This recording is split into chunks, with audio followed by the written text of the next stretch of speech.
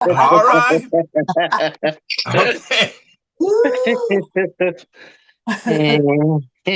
All right. All right. We're going to record this meeting. Okay. Now, I want to try something. I see somebody that got a question up. Let's see. Okay. All right. All right. But I want to try something. Now, I held off talking about Joe's response to Zophar, and I didn't talk about that last week because he goes 3 chapters, and I wanted to cover those 3 chapters today. Okay. All right. Now, just let me go back.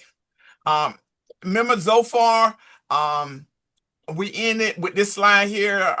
Zophar used the height and depth of God to belittle Job. You remember he even said your children have sinned. That's the reason why. I mean, he just really he just really attacked Job.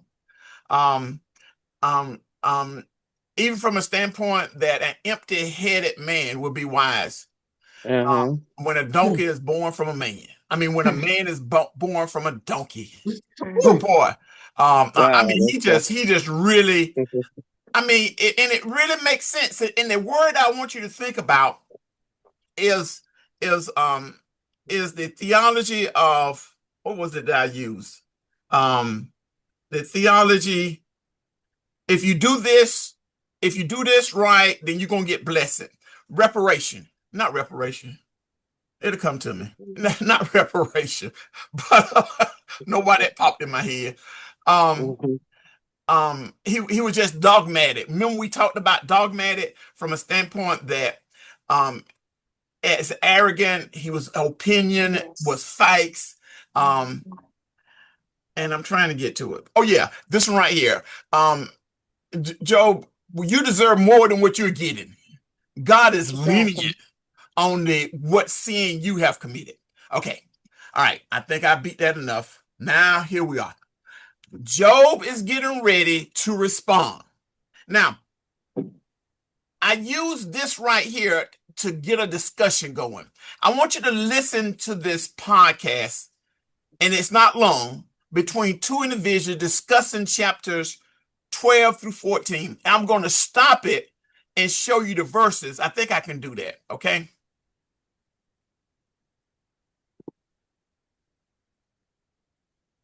All right. Jerry's taking notes too. All right. Here we go. Welcome to the debate. Wait just a minute. You're not seeing the slides, are you? No. Yeah, I didn't think so. I didn't think so. All right.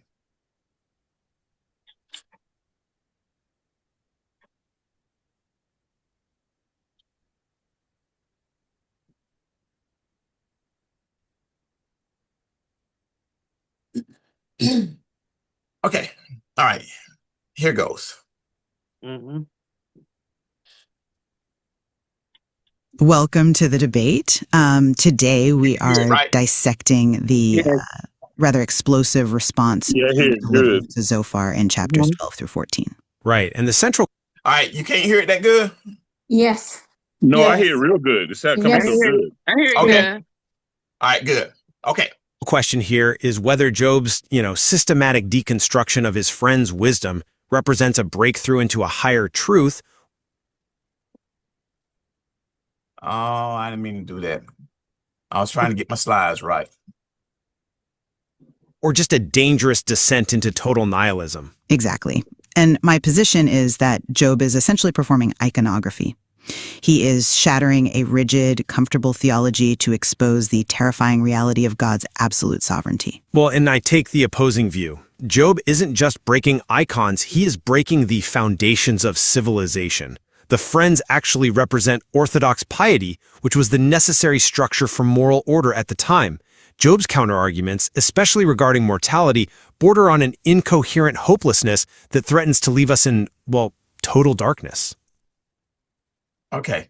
I want to be able to stop this. And, okay. I got note takings keep popping up. Okay. All right. All right. Now, do you get the gist of what they're saying? So we got two debates, two people opinion, and interpreting the way Job sees it. One said Job is going to tear down the way we believe everything about God. And then the other one saying, well, is it that maybe it need to be torn down?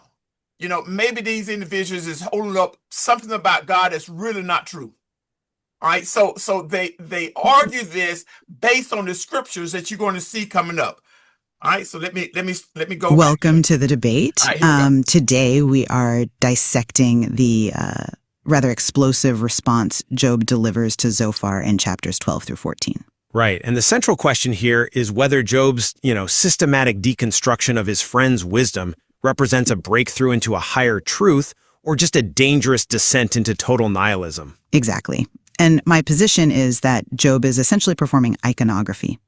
He is shattering a rigid, comfortable theology to expose the terrifying reality of God's absolute sovereignty. Well, and I take the opposing view. Job isn't just breaking icons, he is breaking the foundations of civilization. The friends actually represent orthodox piety, which was the necessary structure for moral order at the time. Job's counterarguments, especially regarding mortality, border on an incoherent hopelessness that threatens to leave us in, total darkness. Okay, let's start with the demolition then. In chapter 12, Job stops being polite. He tells his friends, "No doubt but ye are the people, and wisdom shall die with you." Dripping with sarcasm. Oh, absolutely dripping. He is attacking the core of their worldview, which is retribution theology. This is that ancient algorithm that says good behavior guarantees a good life. But Job looks at the data and says, the algorithm is broken. Verse 6, the tabernacles of robbers prosper. He forces them to admit their moral contract with God just doesn't match the real world. Right. But you have to understand what he is tearing down. When Job calls them physicians of no value and forgers of lies in chapter 13, he isn't just rejecting bad advice. He kind of is, though? No, he is rejecting order itself. The friends believe in a universe where actions have consequences. If you remove that, if you say robbers prosper and the righteous suffer, you create a moral vacuum. Job is tearing down the fence because he feels trapped, but that fence was keeping the chaos out. The fence was a lie. That is Job's entire point. Look at his description of God in chapter 12. The friends want this safe God who follows rules, but Job paints a portrait of absolute, terrifying dominion. In verse 16, he says the deceived and the deceiver are his. God isn't just rewarding the good, he is orchestrating the entire drama. Job describes God making judges fools and leading counselors away spoiled. This is a God who cannot be predicted. Unpredictable, sure, but it's not just unpredictable. It is destructive. Job describes God stripping the understanding of the aged and overthrowing the mighty. In verse 25, he explicitly says God makes nations stagger like a drunken man. Yeah. This is a portrait of cosmic vandalism. If this is the real God, he creates a vacuum of leadership and wisdom. A God who makes the world stagger like a drunkard is a God of confusion, not truth. But that terror is the truth. The friends are speaking deceitfully for God, trying to sanitize the chaos. Job is the only one brave enough to look at the beasts, the fowls, the drying waters, and admit that the evidence points to a God who is wild and uncontainable. Okay, let's stop right there. Okay, I don't know if you're getting this, but what they're saying is that Job is really breaking down where we think God works like we work. Where if we do things right, then God is going to bless us. And Job is saying, hold up. No way. Now, let me see, can I show you the verses that they have reference to here? And hopefully I can go back. All right. He started out saying, no doubt, but ye are the people of wisdom shall die with you. You know, you're so smart. You got all the wisdom, Zophar, Bildad, because he's talking to all of them now. So wisdom is going to die with you. Verse 6, The tabernacle robbers prosper, and they that provoke God are secure, into whose hand God bringeth abundantly. Oh man, I saw something the other day when I was going through this lesson, and I saw something, and you're going to resonate with what I'm getting ready to say. I saw something on YouTube, and they had a picture of we in class, so we in class. I can say this. They had a picture of Bill Cosby, um, P. Diddy, and what's the other guy? Oh my gosh. Yeah, what's the other one that's in prison?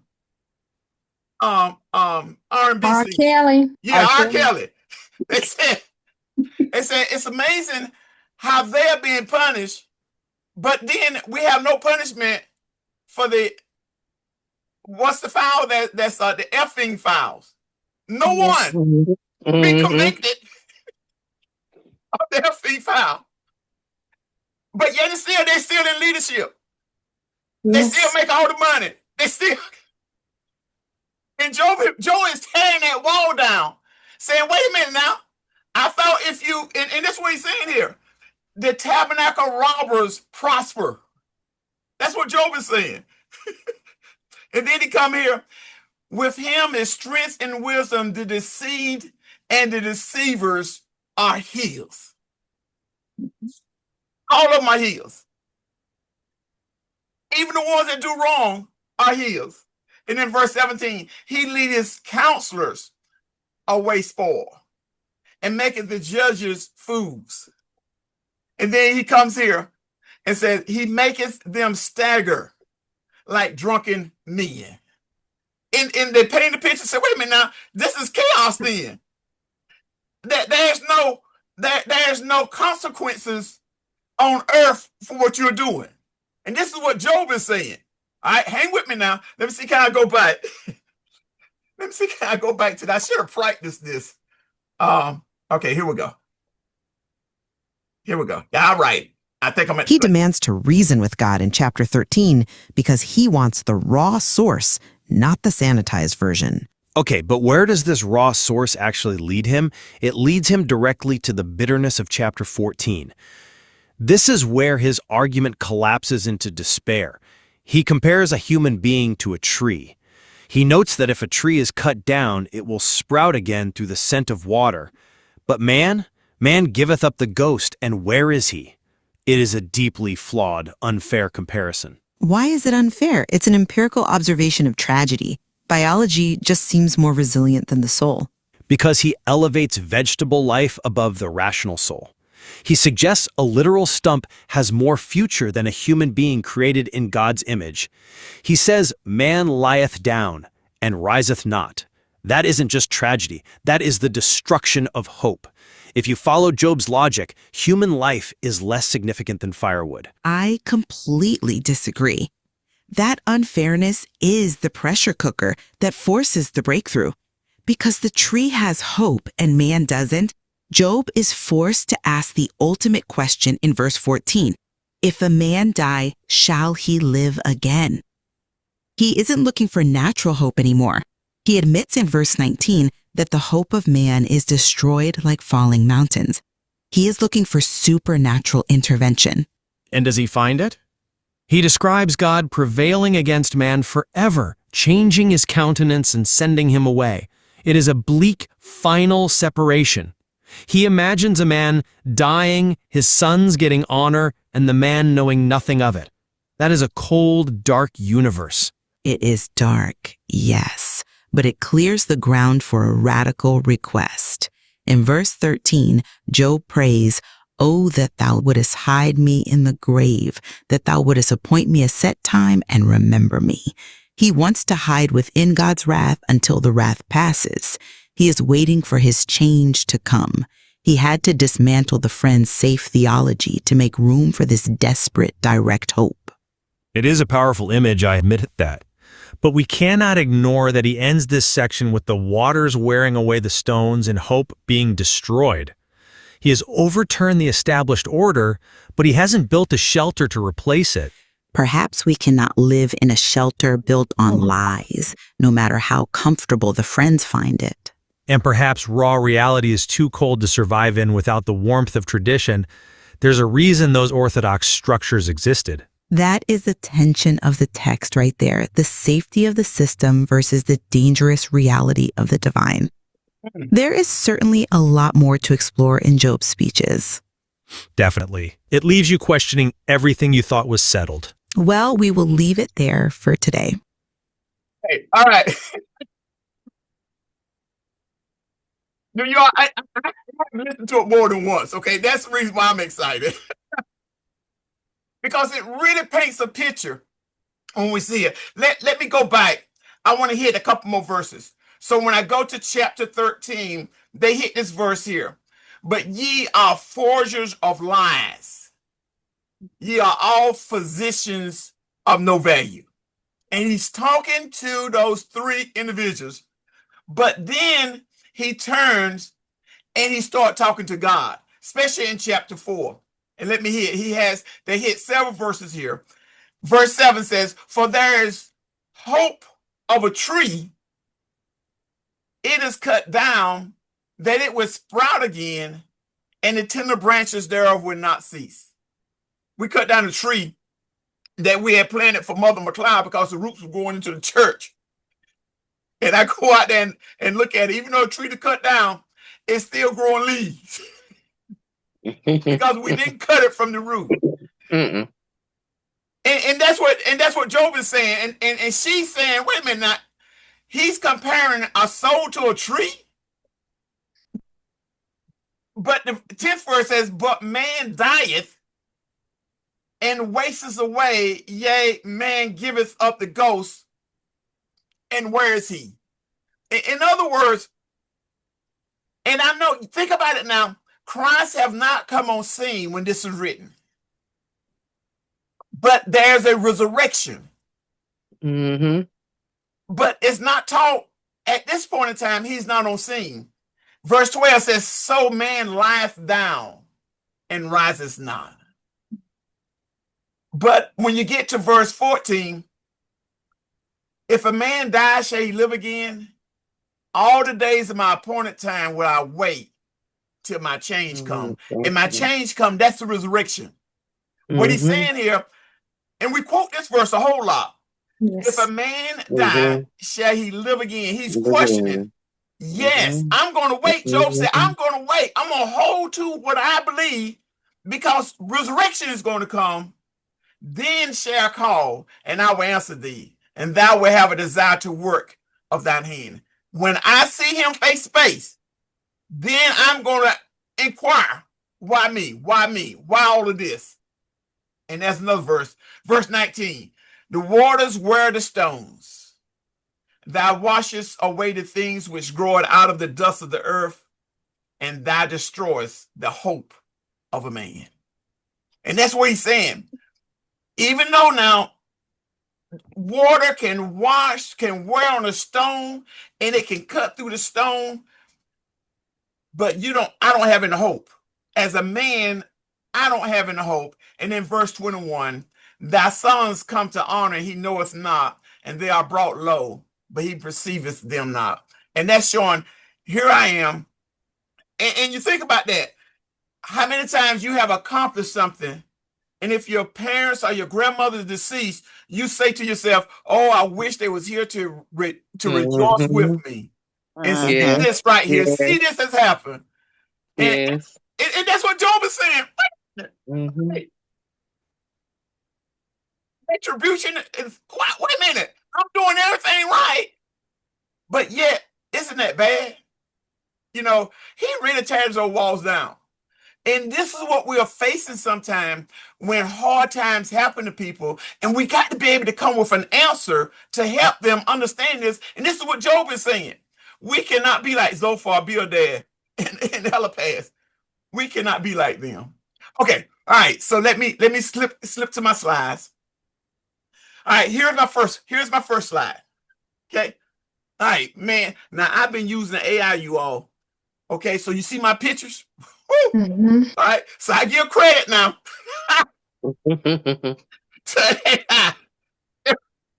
Yeah, I like this. All right, so he says, I am not inferior to you. The conflict, the friends claim to possess all wisdom, but Job exposed their arrogance, the sarcasm. Job marks their superiority, noting that wisdom is going to die with you. So what you know, the same do I know also, and I am not inferior to you. And this is what Job is saying here. And this is in the 13th chapter. Correction, the 12th chapter. And then also in the 12th chapter, he starts talking about creation. And he says, stop lecturing and ask the animals, ask the beasts, ask them. Every living thing know God is the source of life. And the insight is when we do not need to debate to see God's hand, the soul of every living thing is held at his grasp. And Job said, ask the animals. They can tell you that God is the source of everything. And then here, also in chapter 12, there's absolute control. And Job give God absolute control. God controlled the rise and the fall of history. He leads counselors away in spoil. God loosened the bonds of kings, uncovered secrets. And the takeaway is whether a nation rise or fall, God is behind the chaos. Everything that we do, God is behind it. So if we end chapter 12 with this, he concludes the first cycle dialogue by rebuking his friends for their perception of intellectual superiority with biting sarcasm. He rejects the simplicity traditional theology, which suggests that only the wicked suffer, and pointing out that if that's true, then robbers often prospers, while he, a just man, is mocked. So he calls upon the natural world as a testament of God's creation, concluding chapter 12 with a strong affirmation of God's supreme authority over nature, leaders, and the rise and the fall of nations. He doesn't lose sight. He understands where his source is. And then we jumped into 13. His accusation, Job calls his friends physicians of no value. You are just worthless. He's arguing with the man is fruitful. He demands silence to take the case in the highest court. And in verse 3 of chapter 13, surely I will speak to the Almighty. I desire to reason with God. And that's where he goes. He leaves them and he starts saying, I want to talk to God about my situation. Because what you're saying is no, it's futile. It's worthless. Now I'm coming with my question. Okay. This right here, verse 15, we read this and we hear this all the time. I want to dig into this verse right here. Though he slay me, yet will I trust in him. Yeah. But I will maintain my own ways before him. So this is Job. Job has resolute faith. So my first question is this. What is resolute faith? Because Job has it. He has resolute faith. What kind of faith is that?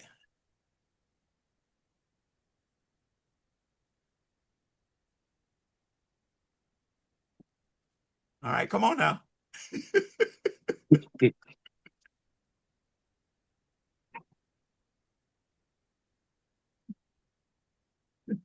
I would say a faith that comes with assurance, no matter what comes our way, what we have to encounter that may shake us at times.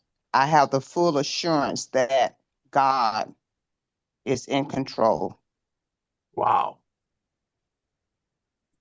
I would say he has like that determined and unwavering faith. No matter what comes my way, I know that as long as I know the true and living God, no matter what comes my way, I'm going to be all right.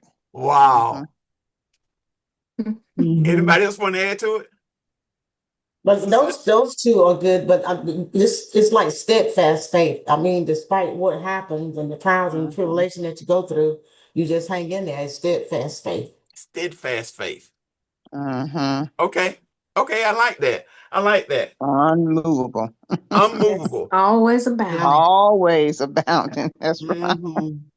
No matter. So when I looked up the word resolute, it's to possess an unwavering, firm, determined belief in something, even and especially when faced with doubt, opposition, or the like of immediate evidence.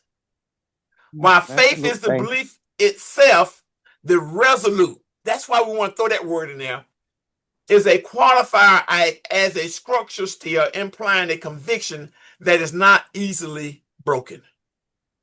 It's steadfast. That's what you said, Sister Jackson. It's not broken. And that's why we stick that word resolute faith. That's where he has the ultimate declaration of trust. That's why God said, have you tried my servant Job? I mean, even Joe is battling with them. Yes, he is. He still didn't lose trust in God. Right. Though he slayed me, yet I would trust him. I'm going to go to my grave, but I want to face him. Now that's amazing. Yes. That's amazing. All right, chapter 14, the last chapter. The condition, the man of few days and full of trouble. This is a metaphor. Humans are fragile, like a flower. They blows and are quickly cut down. The reality is our time is determined and our bounds are set. So here's my question. How does temporary beauty of a flower change our perspective of world achievement? We in this rat race? How does that change? The smell does. The smell of it. Okay. The smell of it. The smell. All right. It gives and I agree with you. The smell. But how your perspective on worldly achievement? When we think of world achievement, what are we talking about? The accomplishments. Your accomplishments, Climbing that corporate ladder. Yep. Yeah. And then when you look at a live flower, it withers and it dies. Yes. Dries up. So that let us know that things that we accomplish here on earth is going to come to a naught one day. Just, I mean, it's good now, but it's going to all just be, I mean, useless. Yep. And also, but you can also take that flower, although it dries up and withers up, you could take that flower, that dried up, withered flower, and make a beautiful centerpiece. Yeah, you can get spray on it. Yeah. And that gives you hope, you know, you can take it and bring. Okay. And I would like to add all of the accomplishments, all the accolades, the degrees, everything. When life ends, that's it. You will leave all of it right here. That's right. And I'm a person, I love education, but I know when I close my eyes, all my learning, what I've tried to achieve, what I have achieved, it's gonna be, I'm gonna leave it right there. I'm gonna leave it here on this earth. And the Lord is gonna, I want to hear him say, well done, thy good and faithful servant, but he's not gonna ask me about the degrees. And I'm going to say this, and you all probably know who I'm talking about. There was a bishop that came to the temple, and I believe he had, was it you all 11 or 12 PhDs? Yes. And he said he used that in the corporate world. He said he helped develop businesses. And said that's how he, you know, he founded his church, and you know he helped it to grow. But out of all those PhDs, when he dies, what do you think is going to happen to those PhDs? Yeah. Okay. They're collecting dust somewhere. Yes. Okay. Dean Baker. Yes. I had a friend well, he's deceased now, but he had several degrees, doctor degrees, a lot of different degrees. But when he was funeralized, his best friend said that all he wanted him to say was that he had a BA. And everybody said, "What's a BA?" And he said, "Born again." Born Oh, again. that's Right. good. Praise God. All right. Yeah, that's good. That is That's good. beautiful. That is And I thought good. about that. That is Mm-hmm. good. Mm-hmm. So here Job asked the question, is there hope for man?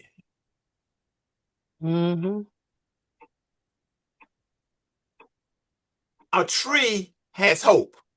Mm-hmm. Even if you cut it down through the scent of water, it will bud. Mm-hmm. But man's finality, Job contrasts this with man who wastes away. He goes to the grave and he just wastes away. If a mere tree can rise from the dead, is there destiny for a man beyond the grave? And that's what Job, that's Job's center point there. Like I said, we don't have, Christ have not come and redeemed. And you know, the more I read Job, you know, I know, and I've talked about this before, but when God, even though he said the seed of the woman and the seed of the serpent, that's going to be that enmity, that conflict. But he went and told Job, not Job, but he went and told Adam, you're going to return back to the dust. Where you came from, you're going to return back there. Now, if you think about that's a penalty. That is really consequences. But fast forward, because this life has a timetable on it. But I don't think eternity has that same timetable. And when God sent Jesus to redeem man, where? From the grave. And that hasn't even happened yet. And we see the love that God has for mankind. And even though Job throws these questions up without an answer, he believed there was a resurrection.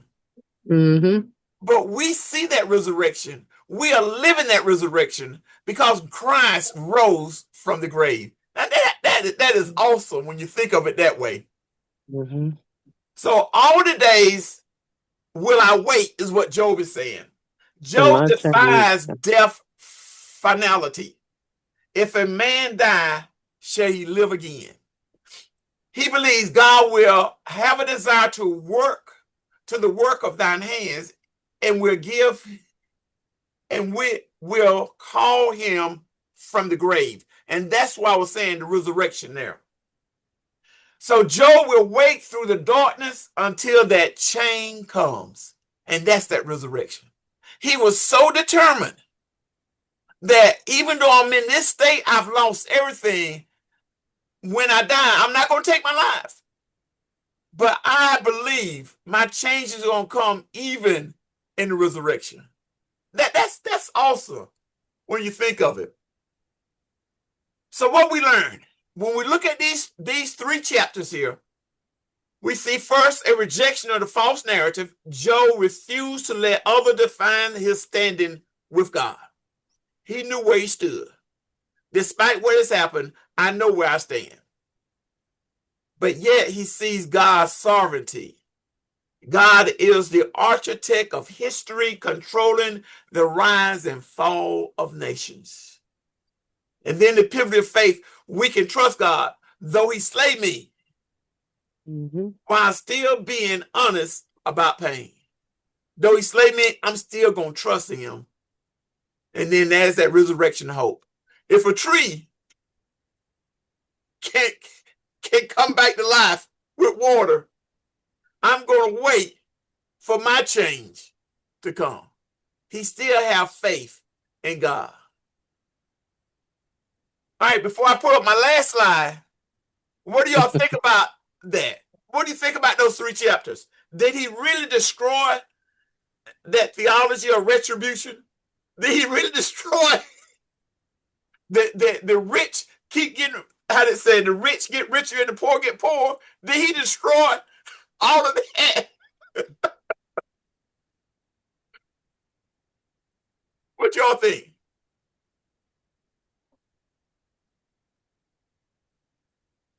I know somebody got to talk. I haven't been able to say nothing. I've been listening and been in rehab with my wife, but okay. glad I made it back home so I can talk.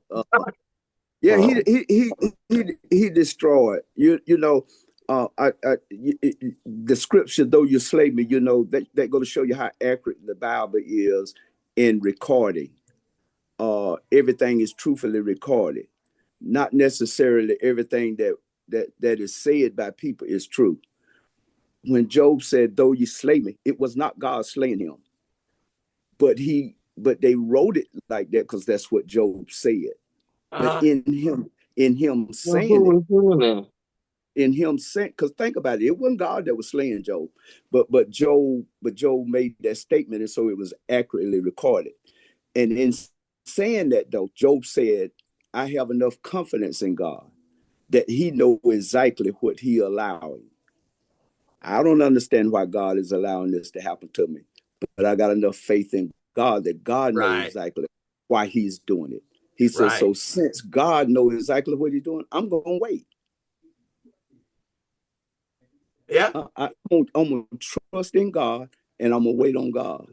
I'm going to trust in him. That was nothing that was going to shake Job's faith. Even though all that stuff Job was saying, he was honest with God about the frustration and the perplexity. He was honest about it.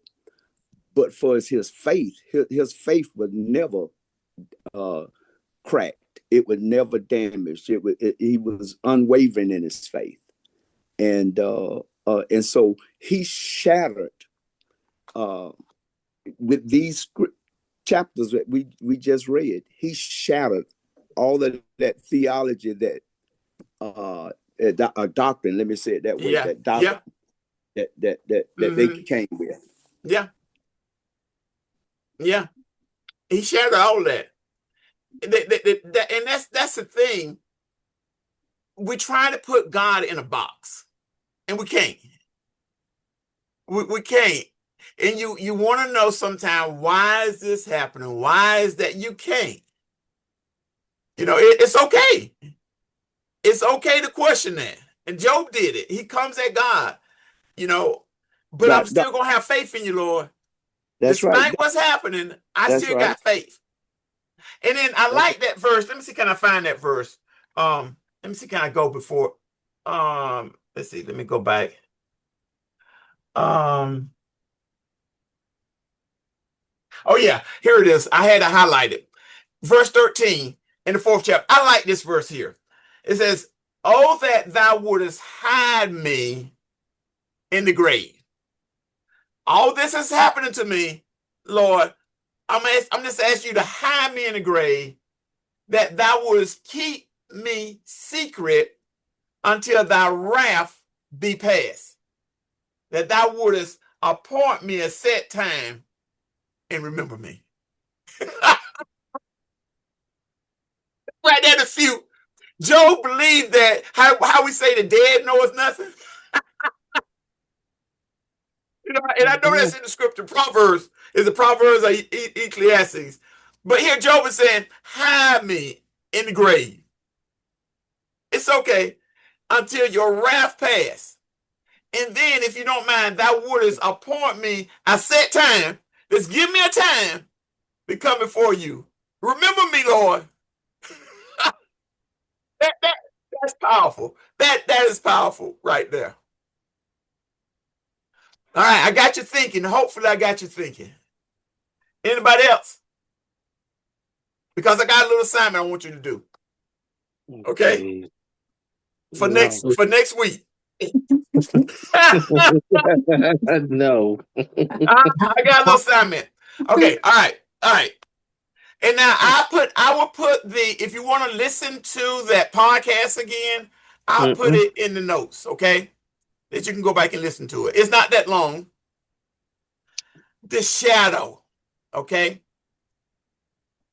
For we are but of yesterday and know nothing, because our days upon earth are a shadow. Now that was in Job, the 8th chapter. What I want you to do, I want you to look at that verse. Since we've covered 14 chapters, I want you to look at that verse. I want you to write me a short paragraph. Contrast the substance of a shadow, please, with the substance of a sovereign God. It's a short paragraph now. And I know you say it all the time. God is sovereign. God is sovereign. I got it. I agree with you. But what do you really mean? If we're here for a shadow, what is the substance of God's sovereignty? He's the creator. What does that really mean? Contrast. Wasn't that James, I think it was, that says life is but a vapor? Yeah, appear for a little time, then vanishes away. Then vanish away. Yeah. Yeah. Okay. So when we say sovereignty of God, you might want to look up that word sovereignty now. Oh yeah. Oh yeah. So how do we contrast that? Not compare now. What's the difference between contrast and compare? Contrast is telling the difference. Yeah. Not telling the difference. Right. What's the difference? The substance of a shadow and the substance of a sovereign God. That's deep now. So I want you to dig deep in these scriptures. But you don't want to put a 10 in A short paragraph now. And then we're gonna read that short paragraph. I'm gonna put it up on the Google screen, and I want you to we'll read it next week. Before we lecture, we'll talk about this. Okay. Hey. All right, all right. Anybody else have anything to say? It's been a good lesson. I enjoyed it. It's pretty not too many comments tonight.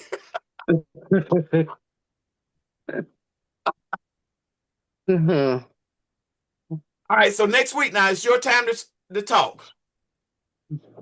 A short paragraph, not a whole book now. You gonna get You can use that scripture there. You can find other scripture and the substance. Let you think about that. And I know you've been doing your work in your book. I know you have. And I know this is a good time to stop and just think. The sovereignty of God. The substance. What does that really mean? Because I've come to the conclusion now that doctrine of retribution, just walls we put up. Like the person was saying in the podcast, Job tore all those walls down. It's a neat little thing, traditions and rituals that you do all this. And I started to put a slide up about paying tithes, but I said, no, I ain't gonna do that one. I'm not gonna do that one. And then I thought about pro-choice and pro-life. I thought about that. And I said, no, I'm not gonna do that. So I came here and did this one. Yeah, I don't want to get too much of a controversial. All right, I'll see y'all next Tuesday. All right. All right. Enjoy it.